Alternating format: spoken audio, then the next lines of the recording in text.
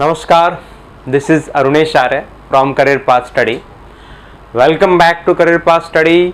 स्वागत है आप सभी का। दोस्तों, हमने पिछले दिनों हिंदी सीरीज़ को स्टार्ट किया था और हिंदी सीरीज़ में भाषा, व्याकरण, लिपि जो सबसे पहला टॉपिक है वो हमने किया था। हिंदी भाषा का विकास, उसमें हमने देखा था कैसे कैसे हुआ और विश्व की प्रमुख भाषाएं और उसकी लिपियों को देखा था हमने। हिंदी भाषा की बहुत सी बोलियों को देखा था हमने। और इसके बाद में सेकंड वीडियो हमने किया था उससे रिलेटेड जो प्रैक्टिस सेट था, जितने भी एग्ज़ाम्स हो चुके हैं उनमें किस टाइप के क्वेश्चंस उस टॉपिक से आए हुए हैं वो सभी हमने किए थे। आपने काफ़ी अप्रिशिएट किया था उन वीडियोज़ को। और अगर जो आपने अभी तक उन वीडियोज़ को नहीं देखा तो डिस्क्रिप्शन में जो लिंक दिया हुआ है उसे प्रेस करके आप उसे देख सकते हो। तो चलिए आज नेक्स्ट टॉपिक को स्टार्ट करते हैं और वो है वर्ण विचार। भाषा की सबसे छोटी इकाई ध्वनि होती है और या जिसे हम बोल सकते हैं वर्ण, यानी भाषा की मौखिक भाषा की सबसे छोटी इकाई ध्वनि है और लिखित भाषा की सबसे छोटी इकाई वर्ण है। ये हम ऑलरेडी कर चुके हैं और उसी से रिलेटेड टॉपिक है। कोई भी भाषा, किसी भी भाषा का साहित्य, किसी भी भाषा के व्याकरण इस वर्ण के बिना अधूरी है, क्योंकि वर्णों से शब्द बनते हैं, शब्दों से वाक्य बनते हैं और वाक्यों से आगे अनुच्छेद यानी पैराग्राफ बनते हैं। और इस वजह से ये मूल रूप है भाषा का, जिसे हम वर्ण बोलते हैं। हिंदी भाषा की लिपि देवनागरी है, जिसे हम नागरी लिपि भी बोल सकते हैं। और देवनागरी लिपि जो है ये भारत की सबसे प्राचीन जो लिपि है, ब्राह्मी लिपि, उसी का परिष्कृत रूप है, यानी उसी का स्टैंडर्ड वर्जन है। और जैसे ब्राह्मी लिपि बाएं से दाएं लिखी जाती है, यानी लेफ्ट से राइट लिखी जाती है, वैसे ही हिंदी भी बाएं से दाएं लिखी जाती है। वर्ण सबसे छोटी इकाई है, लेकिन वर्ण से ही वर्णमाला बनती है और वर्ण समूह बनते हैं। तो चलिए इसे हम स्टार्ट करते हैं। वर्णमाला वर्णों से बनती है और वर्ण समूह भी वर्णों से बनते हैं। यानी वर्णमाला किसे बोलेंगे हम, तो वर्णों का व्यवस्थित जो क्रम है उसे बोलेंगे हम वर्णमाला। यानी वर्णमाला बोलेंगे वर्णों के व्यवस्थित क्रम को और वर्ण समूह बोलेंगे हम अव्यवस्थित जो क्रम होता है वर्णों का, उसे हम बोलेंगे वर्ण समूह। यानी वर्णों का व्यवस्थित क्रम किसे बोलेंगे, जैसे कि क, ख, ग, घ, ये सीक्वेंस में लिखा है हमने तो ये वर्णमाला है। लेकिन हम बीच में से ग को उठा लें, बीच में से घ को उठा लें, बीच में से ख लिख दें तो ये वर्ण समूह तो कहलाएगा, लेकिन वर्णमाला नहीं कहलाएगा। वर्ण समूह तो कहलाएगा लेकिन वर्णमाला नहीं कहलाएगा ये, और इसे हम बोलेंगे वर्णमाला।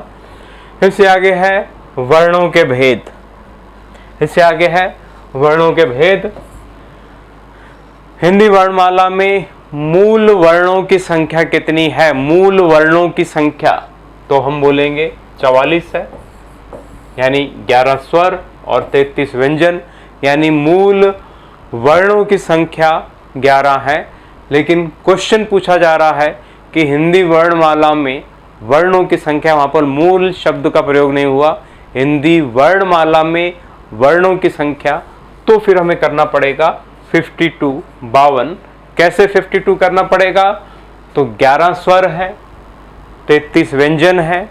11 स्वर 33 व्यंजन, 2 अयोगवाह है। 2 अयोगवाह कौन से, एक अनुस्वर और दूसरा विसर्ग। इससे आगे है द्विगुण व्यंजन, जिसे हम अन्य व्यंजन भी बोलते हैं, 2 हैं ये, और संयुक्त व्यंजन 4 हैं। टोटल मिलाकर 52 वर्णों की संख्या है हिंदी वर्णमाला में। इसको हम डिटेल में करेंगे आगे। तो सबसे पहले है इसमें स्वर। सबसे पहले है इसमें स्वर। इसे एक बार देख लीजिए। वर्ण किसे बोल रहे हैं, हमने अभी किया है। वर्ण उस मूल ध्वनि को कहते हैं जिसके खंड या टुकड़े नहीं किए जा सकते। यानी भाषा की सबसे छोटी इकाई वर्ण, क्यों, क्योंकि इसके टुकड़े नहीं किए जाते। जा सकते, क्योंकि जब ये किसी संधि से बने ही नहीं तो इस वजह से इसके टुकड़े नहीं किए जा सकते। और इसको हम बोल सकते हैं हिंदी भाषा में प्रयुक्त सबसे छोटी इकाई वर्ण कहलाते हैं। तो ये सभी के सभी वर्ण हैं। वर्णमाला 11 स्वर, 33 व्यंजन, 4 संयुक्त व्यंजन, 1 अनुस्वर, 1 विसर्ग जिसे हम अयोगवा बोलते हैं, द्विगुण व्यंजन ड ढ, इनके नीचे बिंदी लगी हुई है। वैसे ड यहाँ पर भी है, वैसे ड यहाँ पर भी है, लेकिन यहाँ नीचे बिंदी लगी हुई है, यहाँ बीच में बिंदी लगी हुई है, तो इसे हम द्विगुण व्यंजन बोलते हैं। तो टोटल वर्णों की संख्या 52 है। कुल वर्णों की संख्या 52 है। स्वर के भेद, सबसे पहले स्वरों के भेद देख लेते हैं। 11 स्वर होते हैं और स्वरों को अच नाम से भी पुकारा जाता है। स्वरों को अच नाम से भी क्यों पुकारा जाता है? तो उसका प्रमुख कारण है क्योंकि स्वर ही व्यंजनों के सहयोग में प्रयुक्त होते हैं। क्यों? क्योंकि व्यंजन बिना स्वरों के सहयोग से भाषा में प्रयुक्त नहीं होते। इस वजह से हम बोलते हैं कि स्वरों को अच नाम से भी पुकारा जाता है। और स्वरों के भेद कितने हैं? तो स्वरों के भेद 3 है। स्वर के भेद 3 है। कौन कौन से? ह्रस्व स्वर, दीर्घ स्वर और प्लुत स्वर। तो सबसे पहले ले लेते हैं ह्रस्व स्वर को। स्वरों के 3 भेद हैं, ह्रस्व स्वर, दीर्घ स्वर और प्लुत स्वर। सबसे पहले है ह्रस्व स्वर, जिसके और अन्य नाम है लघु स्वर। लघु स्वर के नाम से भी इसको जाना जाता है। मूल स्वर है, ये बिना किसी सहयोग के बने हैं, इस वजह से इसको मूल स्वर भी कहा जाता है। और जब बिना किसी सहयोग के बने हैं तो इसको स्वतंत्र स्वर भी कहा जाता है। और इसके उच्चारण में बहुत कम समय लगता है, यानी इतना ही समय लगता है जितना एक मात्रा को बोलने में समय लगता है। इस वजह से इसे एक मात्रिक स्वर भी कहा जाता है। बेसिकली एक ही मात्रा का समय लगता है उच्चारण में इस स्वर को बोलने में। इस वजह से इसे हम एक मात्रिक स्वर के नाम से भी जानते हैं। कौन कौन से ह्रस्व स्वर हैं? तो ह्रस्व स्वर है अ, ई, उ और ऋषि वाला री। ये 4 ह्रस्व स्वर हैं जिसे हम मूल स्वर, लघु स्वर या स्वतंत्र स्वर या एक मात्रिक स्वर के नाम से भी जानते हैं। ये आपको ध्यान रखना होगा। इससे आगे है दीर्घ स्वर। तो दीर्घ स्वर, इसे गुरु स्वर के नाम से भी जाना जाता है, क्योंकि ये किसी अन्य स्वर के सहयोग से बनते हैं। इस वजह से इसे संधि स्वर के नाम से भी जाना जाता है। और इसके उच्चारण में ह्रस्व स्वर से 2 गुना समय लगता है, यानी 2 मात्राओं को बोलने में, उच्चारित करने में जितना समय लगता है उतना ही दीर्घ स्वर को उच्चारित करने में समय लगता है। इस वजह से इसे हम द्विमात्रिक स्वर भी बोलते हैं। और ये जो द्विमात्रिक स्वर है यानी दीर्घ स्वर है, ये 2 स्वरों के मेल से बने हैं।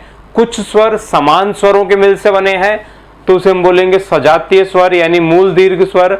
और कुछ स्वर जो है 2 असमान जातियों के मेल से बनने वाले स्वर हैं तो उसे हम बोलेंगे विजातीय स्वर और संयुक्त दीर्घ स्वर। अभी हम देख लेते हैं कौन कौन से दीर्घ स्वर हैं और उनमें से सजातीय दीर्घ स्वर कौन से हैं और जो है विजातीय दीर्घ स्वर कौन से हैं।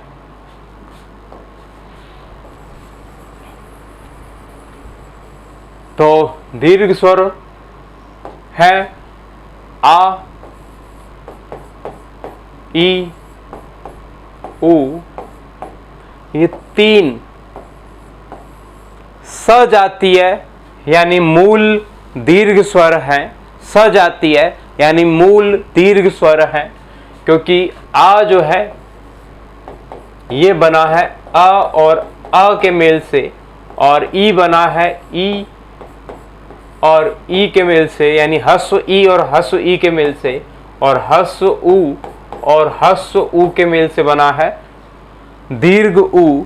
इस वजह से ये समान ह्रस्व स्वरों से बने हैं। इस वजह से इसे हम बोलेंगे सजातीय या मूल दीर्घ स्वर बोलेंगे, और ये कितने हैं? 3 हैं।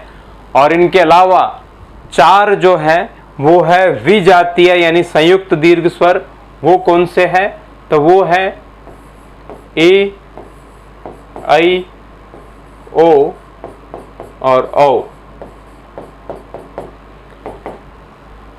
अ और ई के मेल से बना है अ, और ए के मेल से बना है ओ, जो है अ, और ऊ के मेल से बना है अ, और ओ के मेल से बना है। तो ये दोनों असमान स्वर हैं जिनके मेल से ये बने हैं। इस वजह से इसे बोलेंगे हम विजातीय या संयुक्त दीर्घ स्वर। इसलिए हम बोल सकते हैं कि दीर्घ स्वरों की संख्या 7 है, लेकिन वो 2 पार्ट्स में बटे हुए हैं। ऊपर वाले जो 3 हैं वो है सजातीय दीर्घ स्वर, या जिसे हम बोलेंगे मूल दीर्घ स्वर, और ये असमान ह्रस्व स्वरों के मेल से बने हैं। इनमें से कुछ दीर्घ स्वर भी हैं, यानी असमान स्वरों के मेल से बने हैं। इस वजह से इसे हम बोलेंगे विजातीय या संयुक्त दीर्घ स्वर। तो आशा है ये आपको समझ आ गया होगा। यानी ह्रस्व स्वर जिनके उच्चारण में कम समय लगता है, दीर्घ स्वर जिनके उच्चारण में ह्रस्व स्वर से 2 गुना समय लगता है, और इससे आगे है प्लुत स्वर। प्लुत स्वर किसे बोलेंगे हम? प्लुत स्वर जिनके उच्चारण में 3 मात्राओं को बोलने में जितना उच्चारण करने में समय लगता है उसे हम बोलते हैं प्लुत स्वर। उसे हम बोलेंगे प्लुत स्वर। यानी जिनके उच्चारण में सर्वाधिक समय लगता है उसे हम बोलते हैं प्लुत स्वर। 3 मात्राओं का उच्चारण करने में जितना समय लगता है उतना समय लगता है प्लुत स्वर में। और इसका जो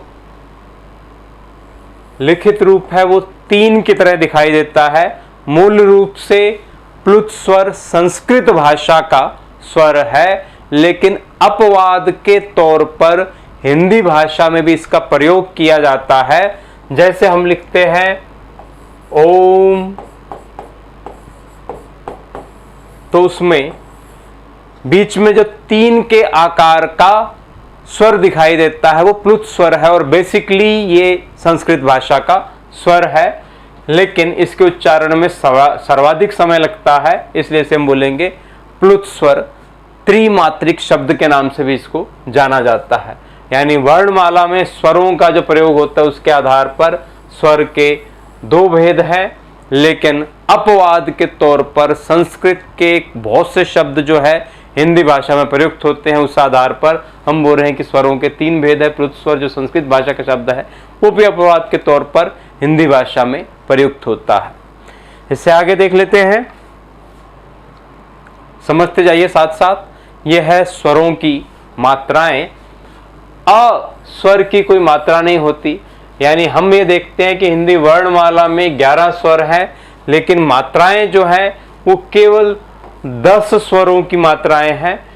अ स्वर की कोई मात्रा नहीं होती। ये 10 स्वरों की मात्रा है। आ की मात्रा, ये ई की मात्रा है, बड़ी ई की मात्रा है, छोटी ई की मात्रा है, छोटे ऊ की मात्रा है, ये बड़े ऊ की मात्रा है, ए की मात्रा है, आई की मात्रा है, ऋषि वाले री की मात्रा है, ओ की मात्रा है सिंगल, और डबल ओ की मात्रा है औ, जिसे हम बोलते हैं। इसके एग्जाम्पल्स देख लेते हैं। तो इन मात्राओं के एग्जाम्पल्स में आप ये देख लीजिए कि यहाँ पर अ स्वर का प्रयोग हुआ है, लेकिन अ स्वर की मात्रा नहीं होती। कोई भी व्यंजन का शब्द, कोई भी शब्द बिना अ स्वर के लिखा नहीं जा सकता। यानी कम शब्द में भी अ स्वर जुड़ा हुआ है। क के नीचे हलंत लगा देंगे तो अ स्वर इससे अलग हो जाएगा। अलग करते हुए म के नीचे हम हलंत लगा देंगे तो इसका मतलब है कि अ स्वर इससे अलग हो जाएगा। तो कम शब्द का हम विच्छेद करेंगे तो इस तरीके से विच्छेद करेंगे। क के नीचे हलंत लगा देंगे, अ स्वर अलग हो गया। म के नीचे हलंत लगा दिया, अ स्वर हो गया। क्योंकि ये प्योर व्यंजन है, हलंत लगाने के बाद में ये प्योर व्यंजन है, हलंत लगाने के बाद में इससे अ स्वर अलग हो गया। सेकंड जो आपके सामने एग्जाम्पल है, यहाँ पर क के साथ में आ स्वर जुड़ा हुआ है, आ की मात्रा होती है, तो इसके साथ में आ की मात्रा लगा दी, और म के साथ कोई मात्रा नहीं है, तो इसको इस तरीके से लिखना पड़ेगा। 1 सेकेंड। क, आ, म और अ, इस तरीके से इसे लिखना पड़ेगा, क्योंकि म के साथ में अ स्वर जुड़ा हुआ है, उसकी मात्रा नहीं होती। ऐसे ही किस लय, तो क के साथ छोटी ई है, इसको हम इस तरीके से लिख देंगे। स के साथ कोई मात्रा नहीं है, तो इसका मतलब इसके साथ में अ स्वर है। ल के साथ कोई मात्रा नहीं है, इसका मतलब इसके साथ में अ स्वर है। य के साथ ए की मात्रा है, तो ये इस तरीके से हो जाएगा। यानी इन शब्दों का विच्छेद करेंगे तो आपको पता लगेगा कि जब व्यंजन के साथ में मात्रा लगी हुई है तो एज इट इज हमने वो स्वर लिख दिया यहाँ पर। जिन व्यंजनों के साथ में मात्रा नहीं लगी हुई और उसके नीचे हलंत नहीं लगा हुआ, तो इसका सीधा सा मतलब है कि उसके साथ में अ स्वर है, इसलिए बिना स्वरों के सहयोग के व्यंजन भाषा में प्रयुक्त नहीं हो सकते। तो इस आधार पर इनके आप एग्जाम्पल देख सकते हो। इससे आगे है स्वरों का उच्चारण स्थान। स्वरों का उच्चारण स्थान यानी जब हम स्वरों का उच्चारण मुख से करते हैं तो वो कहाँ से इनका उच्चारण होता है, तो इनका उच्चारण स्थान कौन सा है वो आपको करना होगा।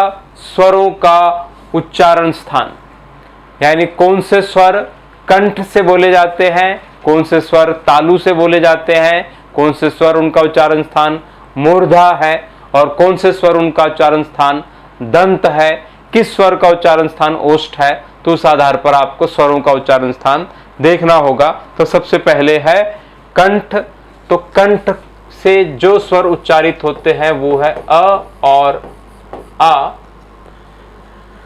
आप बोलकर देख लीजिए, यहां पर आप हाथ रखिए, अ आ आपको कंठ से कंपन पैदा होता हो लगेगा, तो कंठ का उच्चारण स्थान जो है वो है अ और आ का अयोग वहा में जो विसर्ग होता है उसका उच्चारण स्थान भी कंठ से होता है, ये भी आपको ध्यान रखना होगा।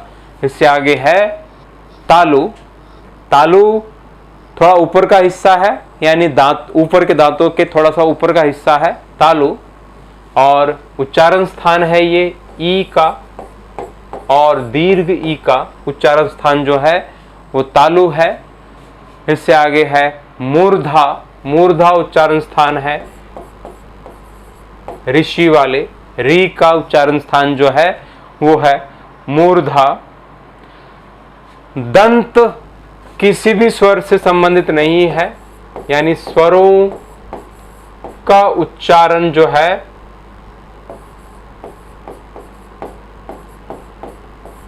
दंत से नहीं होता।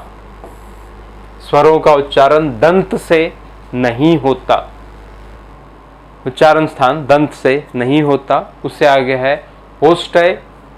ओष्ठ्य से संबंधित है ऊ और ऊ, दीर्घ ऊ, ह्रस्व ऊ और दीर्घ ऊ दोनों ओष्ठ्य से संबंधित हैं। यानी हम बोलते हैं ऊ ऊ ऊ, छोटा ऊ बड़ा ऊ, जब हम बोल रहे हैं तो होठों को देखते हैं उच्चारण स्थान है ओष्ठ, ऊ से संबंधित है। और कंठ तालव्य ए और ए कंठ तालव्य से संबंधित है। और कंठोष्ठ यानी ओ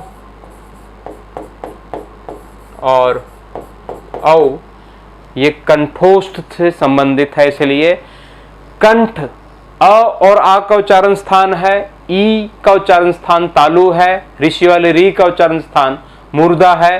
दंत यहां से स्वरों का उच्चारण नहीं होता।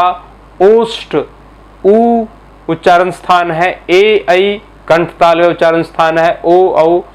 कंठोष्ठ कंठ और होठों को प्रयोग किया जाता है इनका उच्चारण करने में, इस वजह से इसको हम बोलेंगे कंठोष्ठ। इनमें से बहुत से क्वेश्चंस बहुत बार देखे जाते हैं, यानी इनमें से किस स्वर का उच्चारण स्थान कंठ तालव्य है, इनमें से किस स्वर का उच्चारण स्थान मूर्धा है, इनमें से किस स्वर का उच्चारण स्थान तालु है, इनमें से किस स्वर का उच्चारण स्थान कंठोष्ठ है। ये क्वेश्चंस बहुत बार रिपीट होते रहते हैं, वेरियस एग्जाम्स में आपने देखे होंगे, नोटिस किए होंगे। और अयोगवाह में जो विसर्ग है उसका उच्चारण स्थान भी कंठ है, और दूसरा जो अयोगवाह है जिसे हम अनुस्वर बोलते हैं उसका उच्चारण स्थान नासिका है। नासिक या नासिका है क्योंकि नाक से ध्वनि निकलती है। तो अयोगवाह में जो अनुस्वर है उसका उच्चारण स्थान नासिका है। तो ये स्वरों का उच्चारण स्थान है। तो चलिए आगे बढ़ते हैं। अयोगवाह, दो अयोगवाह है। कौन कौन से दो अयोगवाह है? एक तो अनुस्वर और दूसरा विसर्ग। अनुस्वर कौन सा है? ये अनुस्वर है और ये आपका विसर्ग है। तो दो अयोगवाह है, एक अनुस्वर और दूसरा विसर्ग। अयोगवाह किसे बोल सकते हैं हम? अयोगवाह, अयोगवाह इसका शाब्दिक अर्थ है जिसका वहन कोई ना कर सके। जिसका वहन कोई ना कर सके, जिसका वहन कोई ना कर सके, उसे हम बोलेंगे अयोगवाह। यानी मूल रूप से ऐसी ध्वनियां भाषा की, हिंदी भाषा की ऐसी ध्वनियां जो ना स्वर में प्रयुक्त होती है, ना ही व्यंजन में लिखे जाते हैं, लेकिन आवश्यकता पड़ने पर स्वरों में उसका प्रयोग हो जाता है, आवश्यकता पड़ने पर व्यंजनों में भी उसका प्रयोग हो जाता है। इस वजह से उसे हम बोलेंगे अयोगवाह। यानी स्वरों में भी इसका प्रयोग हो जाता है और व्यंजन में भी हो जाता है। विसर्ग का प्रयोग स्वरों में भी होता है और व्यंजन में भी होता है। इस वजह से इसे कहा जाता है अयोगवाह। यानी जिसका वहन मूल रूप से कोई ना करे, लेकिन आवश्यकता पड़ने पर स्वरों में भी जिसका प्रयोग हो और आवश्यकता पड़ने पर व्यंजनों में भी जिसका प्रयोग हो, उसे हम बोलेंगे अयोगवाह। इससे आगे है आगत स्वर। एक सिंगल आगत स्वर है जो हिंदी में प्रयुक्त होता है। और देखा जाए आगत स्वर किसको बोलते हैं, यानी आगत का मतलब है आना, आगमन होना किसी का। तो फारसी भाषा से हिंदी भाषा में जिस स्वर का आगमन हुआ है, आगत हुआ है, उसे हम बोलेंगे आगत स्वर। और वो एकमात्र आगत स्वर जो प्रयुक्त होता है वो है जिसका उच्चारण ओ से संबंधित है, इसको हम ओ बोलते हैं। आगत स्वर किसे बोलते हैं हम? तो जिसका आगमन फारसी भाषा से हिंदी भाषा में हुआ है उसे हम बोल रहे हैं आगत स्वर। और ये एकमात्र है जो जिसका प्रयोग हिंदी में होता है। और अंग्रेजी भाषा के शब्दों को हिंदी भाषा में लिखने के लिए फारसी भाषा के इस आगत स्वर का प्रयोग हिंदी में होता है। यानी अंग्रेजी के शब्दों को हिंदी में लिखने के लिए, जैसे ऑफिस या लिख दिया ऑफिसर, तो इसमें ये आगत स्वर प्रयुक्त हुआ है। और अंग्रेजी के शब्दों को हिंदी में प्रयुक्त करने के लिए जिस फारसी भाषा के शब्द का प्रयोग किया जाता है, जिस फारसी भाषा के शब्द का प्रयोग किया जाता है उसे हम बोलते हैं आगत स्वर, उसे हम बोलेंगे आगत स्वर। इससे आगे देख लीजिए, जीभ प्रयोग के आधार पर स्वरों का वर्गीकरण। जीभ प्रयोग के आधार पर स्वरों का वर्गीकरण। तो जीभ प्रयोग के आधार पर स्वरों का वर्गीकरण हम कर सकते हैं तीन प्रकार से। कौन से तीन प्रकार से? तो अग्रभाग, मध्य भाग और पश्च भाग। यानी जीभ का जब हम प्रयोग करते हैं स्वरों का उच्चारण करने के लिए, तो उसे हम तीन पार्ट में बांट देते हैं, जिनमें सबसे पहला है अग्रभाग। यानी जीभ के आगे के भाग का प्रयोग उच्चारण करने में जब स्वरों में होता है, तो कौन कौन से स्वर जो है उच्चारित होते हैं अग्रभाग से? तो चार स्वर उच्चारित होते हैं अग्रभाग से, जिसमें ई है, ए है और ऐ है। ये जो है जीभ के उच्चारण, जीभ के प्रयोग के आधार पर जो स्वरों का उच्चारण होता है, उस आधार पर आगे का भाग जीभ का जो प्रयोग होता है वो ई, बड़ी ई, ए, ऐ, इनका उच्चारण करने के लिए जीभ के अग्रभाग का प्रयोग होता है। उससे आगे है जीभ के मध्य भाग का प्रयोग जिस स्वर के उच्चारण के लिए होता है वो एकमात्र स्वर है अ। इसमें जीभ जो है स्थिर रहती है उच्चारण करने के लिए। तो एकमात्र स्वर जो जीभ प्रयोग के आधार पर स्वरों का जो वर्गीकरण है उसमें मध्य भाग के आधार पर होता है। और लास्ट जो है पश्च भाग, यानी इनके अलावा जितने भी स्वर बचे हुए हैं वो सभी के सभी पश्च भाग के अंतर्गत आते हैं। यानी 5 स्वर जो हैं वो पश्च भाग के आधार पर आते हैं, जिसमें आ है, उ, ओ और औ। ये 5 स्वर जो हैं जीभ प्रयोग के आधार पर जो स्वरों का वर्गीकरण किया है उसमें पश्च भाग के अंतर्गत आते हैं। यानी जीभ का जो पिछला भाग है वो इन स्वरों के उच्चारण में प्रयुक्त होता है। इसलिए आपको करना पड़ेगा, जीभ प्रयोग के आधार पर स्वरों का जो वर्गीकरण है वो 3 प्रकार से है, यानी अग्रभाग, मध्य भाग और पश्च भाग। अग्रभाग में ई वाली कैटेगरी और ए वाली कैटेगरी, मध्य भाग में सिर्फ अ स्वर और पश्च भाग में आ और उ वाली कैटेगरी और ओ वाली कैटेगरी जो है वो पश्च भाग में आती है। इससे आगे आ जाते हैं मुखाकृति के आधार पर स्वरों का वर्गीकरण, यानी मुख की आकृति के आधार पर स्वरों का वर्गीकरण। तो सबसे पहले है इसमें संवृत स्वर, क्योंकि मुखाकृति के आधार पर स्वरों का जो वर्गीकरण है वो 4 प्रकार से होता है।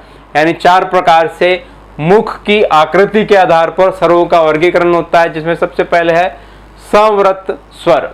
संवृत स्वर जो है इसमें 4 वर्ण आते हैं, ई, उ और उ। ये 4 वर्ण आते हैं संवृत स्वर के अंतर्गत, यानी जिसके उच्चारण में मुख जो है उसका द्वार कम खुलता है उसे हम बोलेंगे संवृत स्वर। तो संवृत स्वर किसे कहा जाता है? तो संवृत स्वर बेसिकली ऐसे स्वरों को कहा जाता है जिसके उच्चारण में मुख जो है कम खुलता है, उसे हम बोलते हैं संवृत स्वर। इससे आगे है अर्ध संवृत स्वर, यानी जिसके उच्चारण में संवृत से थोड़ा अधिक मुख खुलता है उसे हम बोलेंगे अर्ध संवृत स्वर। यानी अर्ध संवृत स्वर ए और ओ है, अर्ध संवृत स्वर ए और ओ है, यानी इसके उच्चारण में संवृत स्वर से अधिक मुख खुलता है उसे हम बोलेंगे अर्ध संवृत स्वर। इससे आगे है विवृत स्वर, विवृत स्वर जिसके उच्चारण में सर्वाधिक मुख खुलता है उसे हम बोलेंगे विवृत स्वर। एकमात्र स्वर है आ, जिसके उच्चारण में सर्वाधिक मुख खुलता है। ये क्वेश्चन बहुत बार बहुत से एग्जाम्स में रिपीट हो चुका है। इनमें से विवृत स्वर का उदाहरण कौन सा है, इनमें से विवृत स्वर किससे संबंधित है, ये क्वेश्चन बहुत बार रिपीट हो चुके हैं। तो आ स्वर के उच्चारण में मुख सबसे ज्यादा खुलता है, इस वजह से उसे हम बोलते हैं विवृत स्वर। इससे आगे है अर्ध विवृत स्वर, यानी जिसके उच्चारण में अर्ध संवृत शब्द से मुख जो है ज्यादा खुलता है और विवृत स्वर से मुख कम खुलता है। यानी अर्ध संवृत स्वर से जो है मुख ज्यादा खुलता है और विवृत स्वर से मुख कम खुलता है, उसे हम बोलते हैं अर्ध विवृत स्वर। और वो कौन से हैं? अ है, ए है, ओ है, अ है, ए है, ओ है, और आगत स्वर जो है वो भी अर्धविवृत स्वर में रखा जाता है। यानी संवृत स्वर में हमने किया है ई छोटी, बड़ी ई, छोटा ऊ, बड़ा ऊ, ये संवृत स्वर के अंतर्गत है। अर्ध संवृत स्वर के अंतर्गत हमने किया है छोटा ए और छोटा ओ, उसके बाद में विवृत स्वर में हमने किया है आ, और लास्ट है अर्ध विवृत स्वर, जिसके उच्चारण में अर्ध संवृत स्वर से जो है अधिक मुख खुलता है और विवृत स्वर से कम मुख खुलता है। उसके एग्जाम्पल में अ, ए, औ, ये सभी के सभी जो है अर्ध विवृत स्वर से संबंधित है।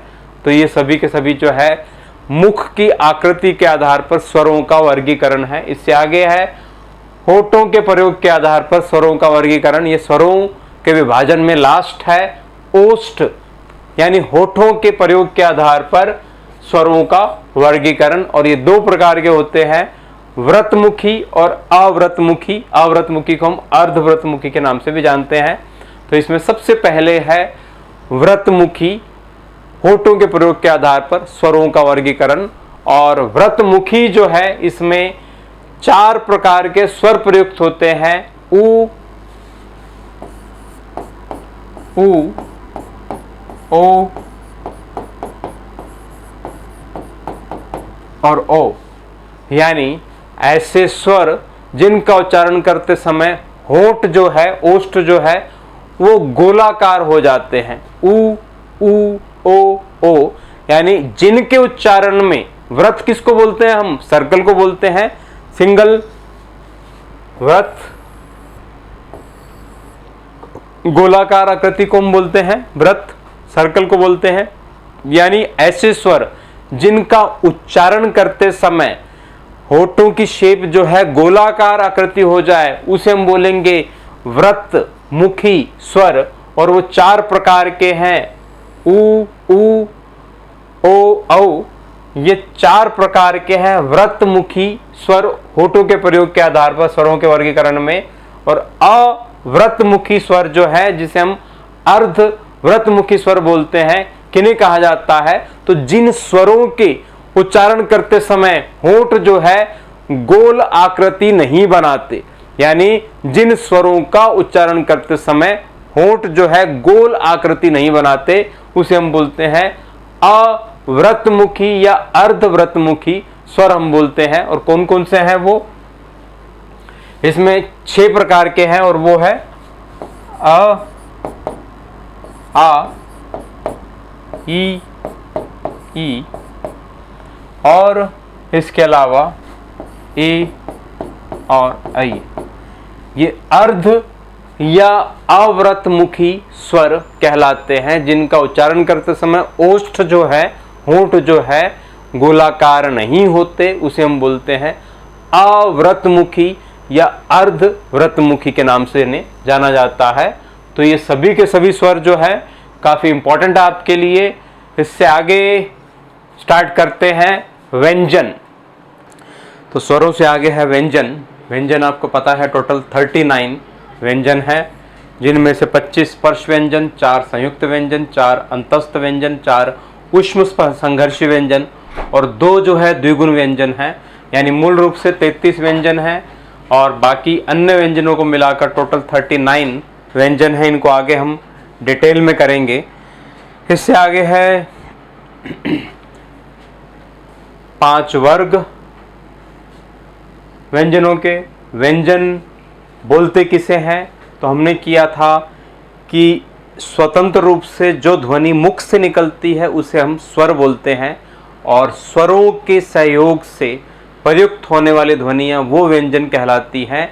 इस वजह से व्यंजनों को हम प्रतंत्र ध्वनि के नाम से जानते हैं।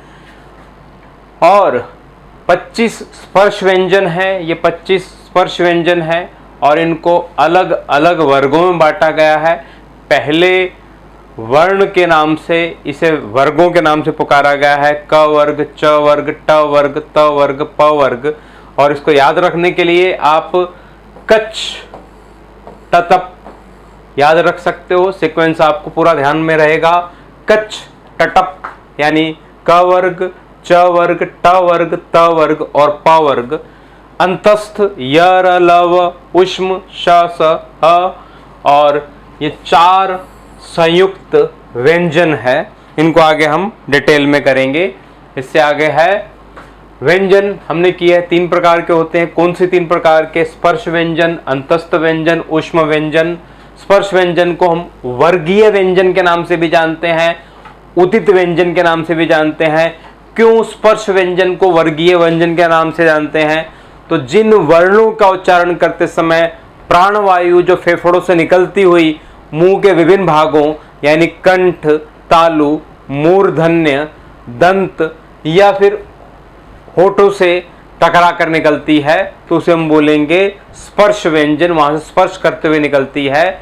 और चूंकि ये व्यंजन उच्चारण स्थान की दृष्टि से अलग अलग एकता लिए हुए वर्गों में विभाजित हैं, इस वजह से इन्हें वर्गीय व्यंजन भी कहा जाता है। और ये मूल व्यंजन है, इस वजह से इनको उदित व्यंजन भी कहा जाता है, यानी बाकी व्यंजन यहीं से उदित हुए हैं। और क वर्ग से प वर्ग जो हमने पीछे देखा है वो सभी के सभी स्पर्श व्यंजन है। इससे आगे है अंतस्थ व्यंजन, य, र, ल, व, ये अंतस्थ व्यंजन है 4, और इनमें से य और व इन दोनों को मैंने एक ही रूप में प्रयुक्त किया है, क्योंकि इन दोनों को कहा जाता है अर्ध स्वर, यानी य और व इनको कहा जाता है अर्ध स्वर, क्योंकि य और व व्यंजनों का उच्चारण करते समय ये ई और उ जो स्वर है उन उच्चारणों की स्थिति में चले जाते हैं, यानी शब्दों में बहुत बार ई और उ की जगह पर य और व व्यंजन का प्रयोग हो जाता है। इस वजह से, क्योंकि इन्हें स्वरों के तौर पर यूज कर लिया जाता है कुछ शब्दों में, इसलिए इसे कहा जाता है अर्ध स्वर। र जो है जीभ का मध्य भाग, र व्यंजन का उच्चारण करते समय जीभ का मध्य भाग प्रकंपित होता है, कांपता है, इसलिए इसको हम लुंठित या प्रकंपित वर्ण के तौर पर जानते हैं। और ल जो है बोलते हुए जीभ के बगल से ध्वनि निकल जाती है, इस वजह से इसको हम पार्श्विक व्यंजन के तौर पर भी जानते हैं। इससे आगे है ऊष्म या ऊष्म संघर्षी व्यंजन। तो श, श, स, ह इन चारों व्यंजनों को, इन चारों ध्वनियों को बोलते हुए वायु को संघर्ष करके बाहर निकलना पड़ता है, ऊष्मा पैदा करते हुए बाहर निकलना पड़ता है, इस वजह से इन्हें कहा जाता है स्पर्श संघर्षी व्यंजन। इससे आगे देख लीजिए संयुक्त व्यंजन क्ष, ज, त्र और श्र है, यानी क्ष क और श से मिलकर बना है, ज, ज और न्य से मिलकर बना है, त्र, त और र से मिलकर बना है, श्र, श और र से मिलकर बना है।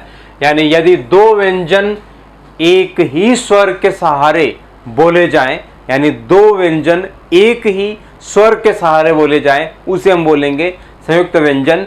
यानी यहाँ क के नीचे हलंत है, श व्यंजन के नीचे हलंत नहीं है, इसका मतलब है कि इसके साथ में अ स्वर जुड़ा हुआ है। ज व्यंजन के नीचे हलंत है, लेकिन न्य व्यंजन के नीचे हलंत नहीं है, इसका मतलब इसके साथ में अ स्वर जुड़ा हुआ है। त्र में त व्यंजन के नीचे हलंत जुड़ा हुआ है, लेकिन र के साथ हलंत नहीं जुड़ा हुआ, इसका मतलब इसके साथ में अ स्वर है। और श के नीचे हलंत है, इसका मतलब श प्योर व्यंजन है, र के साथ में अ जुड़ा हुआ है। इस वजह से हम बोलेंगे कि ये जो संयुक्त व्यंजन है इसमें दो व्यंजन प्रयुक्त होते हैं, दो व्यंजनों के सहयोग से ये संयुक्त व्यंजन बना है, लेकिन स्वर एक ही प्रयुक्त हुआ है इसमें, इस वजह से इसे हम बोलेंगे संयुक्त व्यंजन। और शब्दकोश में, डिक्शनरी में क के बाद में जो शब्द प्रयुक्त होंगे वो प्रयुक्त होंगे क्ष वाले, और ज के बाद में ज वाले प्रयुक्त होंगे, त के बाद में त्र वाले प्रयुक्त होंगे, और श के बाद में श्र वाले प्रयुक्त होंगे। एक अलग वीडियो मैं आपको प्रोवाइड करूंगा, क्योंकि वो एक अलग टॉपिक है। हिंदी शब्दकोश में शब्दों का क्रम, सही सीक्वेंसेस से रिलेटेड बहुत से क्वेश्चंस आते हैं, और ऑलरेडी बहुत से क्वेश्चन आ चुके हैं। इससे आगे है द्विगुण। द्विगुण वाले हमने किया था ड और ढ, जिनके नीचे बिंदी लगी हुई है। ये दो व्यंजन जो है द्विगुण व्यंजन कहलाते हैं। इनको हम द्विगुण या फिर अन्य व्यंजन या फिर उत्क्षिप्त व्यंजन या फिर उश्रिप व्यंजन या फिर इन्हें संकर व्यंजन और या फिर इन्हें ताड़न जात व्यंजन के नाम से जाना जाता है। यानी ड और ढ व्यंजनों में हिंदी और फारसी के गुण पाए जाते हैं, यानी दो भाषाओं के इसमें गुण पाए जाते हैं। इस वजह से इसे कहा जाता है अन्य व्यंजन, या फिर इसे कहा जाता है द्विगुण व्यंजन, जिन वर्णों के उच्चारण के समय जीवा पहले ऊपर उठकर मूर्धा को स्पर्श करती है और फिर तेजी से नीचे गिरती है और वायु तेजी से बाहर निकलती है, उसे हम उत्क्षिप्त व्यंजन कहते हैं। और इसमें हिंदी और फारसी के गुण पाए जाते हैं, इस वजह से इसे हम ताड़नजात या फिर संकर वर्ण के तौर पर भी जानते हैं। ये आपको ध्यान रखना होगा, बहुत बार क्वेश्चंस पूछे जाते हैं। इससे आगे है पंचमाक्षर, या जिसे हम बोलते हैं नासिक्य, या फिर जिसे कहा जाता है पंचम वर्ण। तो पांचों वर्गों में जो हमने किया है स्पर्श व्यंजन, तो उनमें पांचों वर्गों में जो पांचवा व्यंजन है उन सभी को नासिक्य, क्योंकि उनकी ध्वनि नाक से निकलती है, इस वजह से इसको नासिक्य कहा जाता है। पांचवा अक्षर है इसलिए पंचमाक्षर भी कहा जाता है, या फिर इसको पंचम वर्ण के तौर पर भी जाना जाता है। ड, ण, अण, न और म ये पंचमाक्षर यानी नासिक्य के तौर पर जाने जाते हैं। इससे आगे है सबसे पहले आगत वर्ण यानी आगत व्यंजन, क्योंकि हमने आगत स्वर किया था ऑफिस ऑफिसर में जो ओ यूज होता है, उस स्वरों में हमने किया था कि आगत स्वर है, यानी ऐसे वर्ण जो जिनका आगमन किसी और भाषा से यानी फारसी भाषा से हमारा हिंदी भाषा में हुआ है, उसे हम आगत स्वर बोलते हैं। व्यंजनों में हुआ है तो आगत व्यंजन बोलेंगे। इसके लिए एक मैं शॉर्ट वीडियो अलग से प्रोवाइड करूंगा कि आगत ध्वनियां कौन सी और कैसे प्रयुक्त होती है। लेकिन व्यंजनों में दो आगत व्यंजन है, ज और फ, जिनके नीचे बिंदी है। यानी इसको समझने के लिए यहाँ पर मैंने दो शब्द लिखे हैं। जरा यानी इसके नीचे बिंदी नहीं है और यहाँ पर बिंदी है, तो ऊपर वाले का उच्चारण क्या होगा? जरा। नीचे वाले का उच्चारण क्या होगा? जरा। दोनों में डिफरेंस देखिए, जरा जरा, जरा जरा। ऊपर वाले का जो शाब्दिक अर्थ है जरा यानी बुढ़ापा, और नीचे वाला शाब्दिक अर्थ जिसके नीचे बिंदी लगी हुई है जरा, जरा पैसे देना यानी थोड़े पैसे देना, यानी थोड़ा कम के तौर पर प्रयुक्त होता है, और ऊपर वाला शब्द बुढ़ापे के तौर पर प्रयुक्त होता है। इस वजह से शाब्दिक अर्थ में भी आपको डिफरेंस मिलेगा। तो इसे हम बोलेंगे ज और फ, जिनके नीचे बिंदी है, आगत व्यंजन के तौर पर जाने जाते हैं। इससे आगे है अमानक वर्ण। ये क्वेश्चन बहुत बार देखा गया है, बहुत से एंट्रेंस एग्जाम में भी मैंने इसको देखा है। अमानक वर्ण, इनमें से अमानक वर्ण को छांटिए तो दो अमानक वर्ण है, झ और भ। झ और भ को बहुत पहले इस प्रकार से लिखा जाता था, जबकि अब इसको हम इस तरीके से लिख रहे हैं झ और भ को। इस वजह से इसको अमानक वर्ण के तौर पर भी जाना जाता है। इससे आगे देख लीजिए अनुनासिक।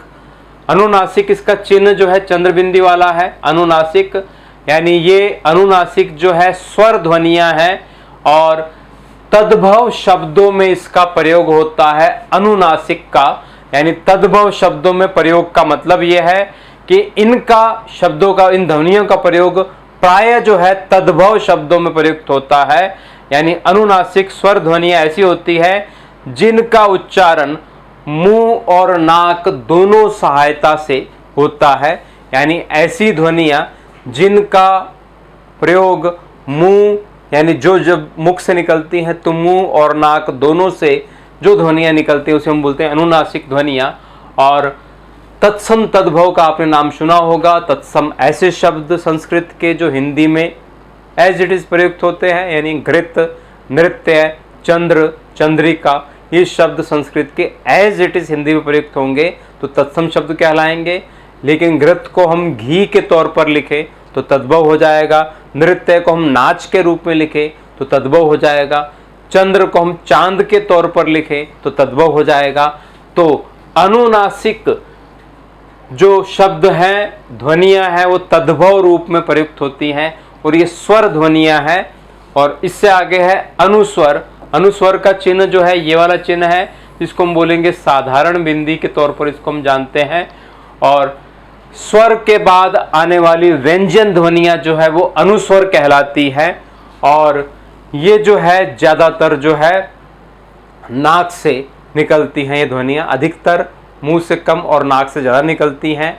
और इसे हम बोलेंगे तत्सम शब्दों में अनुस्वर का अधिकतर प्रयोग होता है, यानी स्वर के बाद व्यंजन में आने वाली ध्वनियां वो अनुस्वर कहलाती हैं। और अनुनासिक जो है ये स्वर ध्वनियां हैं और तद्भव में प्रयुक्त होती है, अनुस्वर जो है तत्सम में प्रयुक्त होता है। इससे आगे है निर्नुनासिक। निर्नुनासिक ऐसी ध्वनि जो नाक से नहीं निकलती, केवल मुख से निकलती है, उसे हम बोलेंगे अनुनासिक, निर्नुनासिक सॉरी निर्नुनासिक उसे हम बोलेंगे। इसका कोई चिन्ह नहीं है, लेकिन जैसे यानी इन चारों के एग्जाम्पल देख लीजिए। अनुनासिक चांद, चांदनी, ऊपर चंद्रबिंदी लगा हुआ है। अनुस्वर चंचल, केवल साधारण बिंदी लिखा हुआ है। कंचन, केवल साधारण बिंदी लगेगी उसमें। और निर्नुनासिक जैसे कि इधर, उधर, अगर, मगर, इसमें ना बिंदी है न चंद्रबिंदी है, और इस वजह से इसको हम बोलेंगे निर्नुनासिक ध्वनि। इससे आगे है विसर्ग। विसर्ग आपको पता है इसका चिन्ह, 2 डॉट्स दिखाई देते हैं। ये व्यंजन ध्वनियां हैं विसर्ग, और ये इसका जो उच्चारण होता है इन 2 डॉट्स का वो ह के तौर पर होता है। यानी मैं लिख रहा हूं प्रातः काल, प्रातः के बाद में 2 डॉट्स मैंने लगा दिए विसर्ग के, तो प्रातः काल यानी ह के तौर पर इसका उच्चारण होता है। और ये भी तत्सम ध्वनियां हैं, यानी जैसे अनुस्वर तत्सम ध्वनि है वैसे ही विसर्ग भी तत्सम ध्वनि है। अनुनासिक तद्भव ध्वनि है। निर्नुनासिक जो है ये भी ज्यादातर जो है अधिकतर तौर पर तद्भव ध्वनि है। इससे आगे है हलंत। हलंत आपको पता ही है, एक तिरछी रेखा होती है हलंत, जो किसी व्यंजन के नीचे आपको दिखाई देगी। यानी क्यों हलंत का प्रयोग होता है, तो किसी व्यंजन को शुद्ध व्यंजन दिखाने के लिए नीचे हलंत लगा दिया जाता है। शुद्ध व्यंजन का मतलब है कि ये दिखाने के लिए कि इस व्यंजन के साथ में स्वर नहीं जुड़ा हुआ, इस वजह से प्योर व्यंजन दिखाने के लिए, शुद्ध व्यंजन दिखाने के लिए उसके नीचे तिरछी रेखा खींच दी जाती है, जिसे हम बोलते हैं हलंत। किसी शब्द में 2 तरीके से हलंत प्रयुक्त होता है, एक तो स्वर नहीं है तो दिखाने के लिए, और या फिर ऐसा व्यंजन जिसे आधा नहीं लिखा जा सकता, जैसे द को आधा नहीं लिखा जा सकता लेकिन उसको आधा दिखाने के लिए नीचे हलंत लगा दिया जाता है। तो इस वजह से हलंत का प्रयोग शुद्ध व्यंजन के तौर पर होता है। इससे आगे देख लीजिए, प्राणवायु या उच्चारण प्रयत्न के आधार पर व्यंजनों का वर्गीकरण। प्राणवायु यानी जब हम व्यंजनों को बोलते हैं तो मुख से प्राणवायु कम निकल रही है या ज्यादा निकल रही है, उस आधार पर व्यंजनों को 2 पार्ट्स में बांटा गया है। कौन से 2 पार्ट्स में? अल्प प्राण और महाप्राण, इन दोनों पार्ट्स में बांटा गया है। अल्प प्राण यानी अल्प का मतलब कम है और प्राण का मतलब वायु है, और महाप्राण में महा का मतलब अधिक है और प्राण का मतलब वायु है। यानी जब हम वायु कम निकालते हैं मुख से किसी व्यंजनों को बोलते हुए तो उसे हम बोलेंगे अल्प प्राण, और अधिक निकालेंगे तो उसे हम बोलेंगे महाप्राण। तो व्यंजनों में 5 वर्गों में पहला, तीसरा और 5वां, यानी किसी वर्ग में पहला, तीसरा और 5वां जो व्यंजन है वो अल्प प्राण कहलाता है, यानी उसके उच्चारण में कम वायु निकलती है। और महाप्राण दूसरा और चौथा जो है वो महाप्राण कहलाता है। इनमें से क्वेश्चन पूछ लिया जाता है और बहुत बार देखा गया है, और वो क्वेश्चन इस तरीके से पुट होता है कि इनमें से अल्प प्राण कौन सा वर्ण है या इनमें से कौन सा महाप्राण वर्ण है। तो पहला, तीसरा और 5वां, 5 वर्गों में वो कहलाता है अल्प प्राण, और महाप्राण दूसरा और चौथा जो है महाप्राण कहलाता है। क, ग, ड ये जो है अल्प प्राण है, ख, घ महाप्राण है। च वर्ग में च, ज और ण्य ये जो है न्य अल प्राण है, छ और झ झंडे वाला ये महाप्राण है। यहाँ पर मैंने आगत वर्ण भी लिखा है व्यंजन, क्योंकि वो भी अल प्राण में माना जाएगा। ट वर्ग में ट, ठ और अण ये अल प्राण है, इसमें ये जो है अन्य व्यंजन भी साथ में लिखा गया है, ड के नीचे बिंदी वाला, और ऐसे ढ के नीचे बिंदी वाला भी महाप्राण में लिखा गया है। त वर्ग में त, द, न पहला तीसरा पांचवा, थ, ध दूसरा चौथा, और प वर्ग में प, ब, म पहला तीसरा पांचवा, और फ, फ आगत वर्ण भी इसके साथ में आ जाएगा, और भ महाप्राण में। अंतस्थ व्यंजन य, र, ल, व ये चारों के चारों अल्प प्राण में आएंगे, और उष्म व्यंजन यानी श, श, स, ह ये महाप्राण में प्रयुक्त होते हैं। तो वायु या उच्चारण प्रयत्न के आधार पर अल्प प्राण महाप्राण भी आपको पता होना चाहिए। इससे आगे है घोषत्व यानी स्वर तंत्री में कंपन के आधार पर व्यंजनों का वर्गीकरण, वर्णों का वर्गीकरण, यानी जब हम उच्चारण कर रहे हैं तो हमारे स्वर तंत्रियों में कितना कंपन हो रहा है, उस आधार पर व्यंजनों का वर्गीकरण किया गया है। उस आधार पर अघोष और सघोष दो पार्ट्स में इसको बांटा गया है। अघोष, घोष के आगे अ शब्द का प्रयोग हुआ, अवर्ण का प्रयोग हुआ, यानी बिना घोष के यानी बिना कंपन के, और सघोष को हम सिर्फ घोष भी लिख सकते हैं, क्योंकि घोष या घोष के साथ बात एक ही है। तो अघोष जिसमें कंपन नहीं हुआ, सघोष जिसमें कंपन हुआ, तो क, च, ट, त, प इन पांचों वर्गों में से पहला और दूसरा जो है व्यंजन वो अघोष कहलाता है, क्योंकि इनके उच्चारण करते समय स्वर तंत्रियों में कंपन नहीं होता। और तीसरा चौथा पांचवा, पांचों वर्गों में ये जो है कंपन के साथ प्राणवायु जो है निकलती है, इस वजह से इसको हम बोलेंगे सघोष।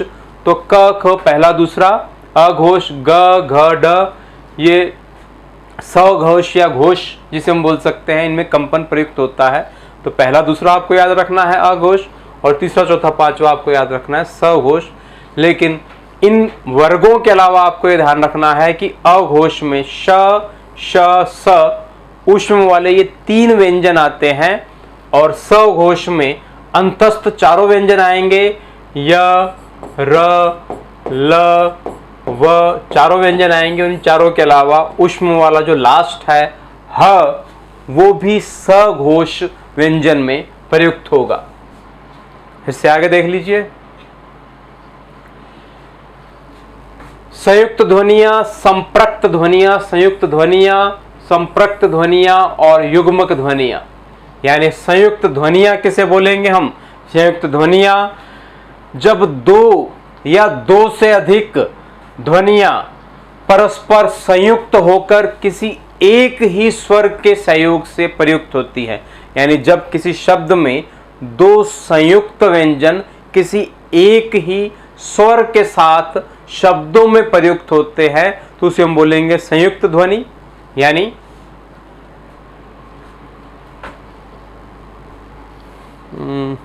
वन सेकेंड, मैं थोड़ा सा इरेज कर लेता हूँ, जगह कम है इसमें।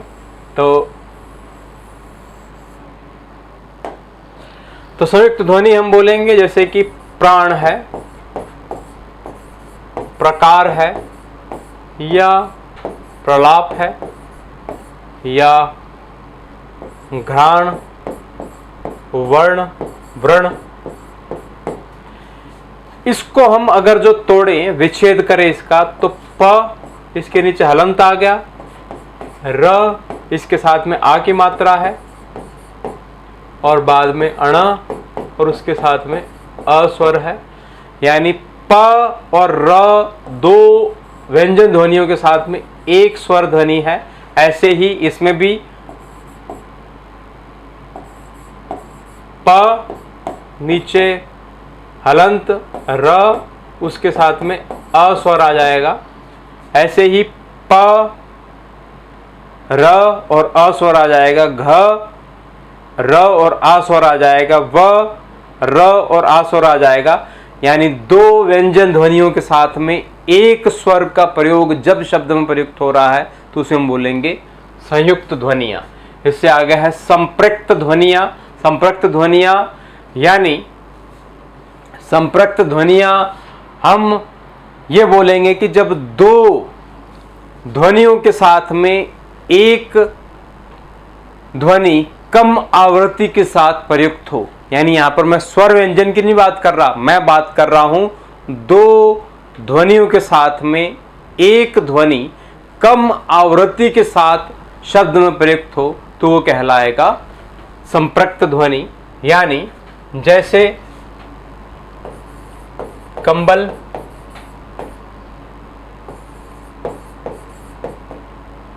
अंबर, अंबर में फिर भी हम ये बोल सकते हैं कि स्वर का प्रयोग हुआ है तो ये यहां पर नहीं आना चाहिए। कंबल, बंदर, संबल,